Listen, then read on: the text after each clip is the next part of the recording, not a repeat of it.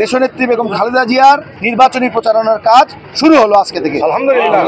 দেশনেত্রী বেগম খালেদা জিয়া গণতন্ত্রের মাতা দিনাজপুরে সদর ৩ আসনে নির্বাচনে অংশগ্রহণ করবে এই খবরটি শোনার সাথে সাথে সমগ্র দিনাজপুরবাসী আনন্দে উদ্বেলিত হয়ে যায়। দেশনেত্রী বেগম খালেদা জিয়ার বাবা এবং মায়ের কবর জিয়ারত করলাম, তার বড় বোন বেগম খুরশিদ জাহান হক তার কবর জিয়ারত করলাম। এই কবর জিয়ারতের মাধ্যমে আমরা দোয়া করলাম আল্লাহ তাআলার কাছে, তার কাছে প্রার্থনা করলাম যাতে আমরা বিপুল ভোটের ব্যবধানে দেশনেত্রী বেগম খালেদা জিয়াকে দিনাজপুর ৩ আসন থেকে নির্বাচিত করতে পারি। দেশনেত্রী বেগম খালেদা জিয়া গণতন্ত্রের মাতা দিনাজপুরে সদর ৩ আসনে নির্বাচনে অংশগ্রহণ করবে এই খবরটি শোনার সাথে সাথে সমগ্র দিনাজপুরবাসী আনন্দে উদ্বেলিত হয়ে যায়। RICL TMX, যুগের পর যুগ স্থাপনা থাকে মজবুত এবং উচ্ছ্বসিত হয়ে যায়। সেই সঙ্গে আমরা নেতাকর্মীরা সবাই ঐক্যবদ্ধভাবে এই নির্বাচনে তাকে বিজয়ী করার ব্যাপারে আমরা বদ্ধপরিকর।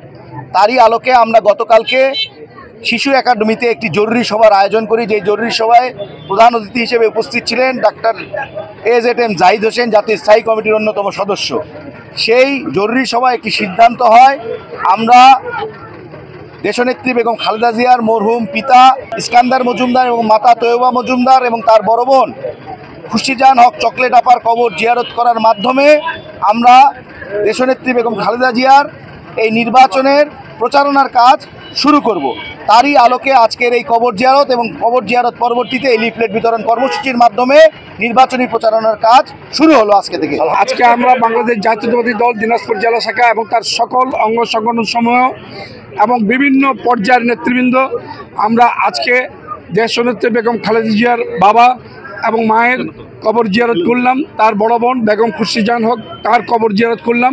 এই কবর জিয়ারতের মাধ্যমে আমরা দোয়া করলাম আল্লাহ তাআলার কাছে, তার কাছে প্রার্থনা করলাম যাতে আমরা বিপুল ভোটের ব্যবধানে দেশনেত্রী বেগম খালেদা জিয়াকে দিনাজপুর ৩ আসন থেকে নির্বাচিত করতে পারি এবং আমাদের যে দীর্ঘদিন থেকে প্রায় 17 বছর যাবত যে উন্নয়ন থমকে আছে দিনাজপুরের উন্নয়ন, সেই দিনাজপুরের উন্নয়নের যে চাকা সেটাকে আমরা আবার সচল করব বলে আমরা বিশ্বাস করি এবং এইভাবে দেশনেত্রী বেগম খালেদা জিয়ার এই আসনের বিজয়ের মধ্য দিয়ে আমরা শুধু দিনাজপুর ৩ নয়, সারা বাংলাদেশে আমরা উন্নয়নের যে সোপান আছে সেই সোপানে আমরা আরোহণ করব বলে আমরা বিশ্বাস করি।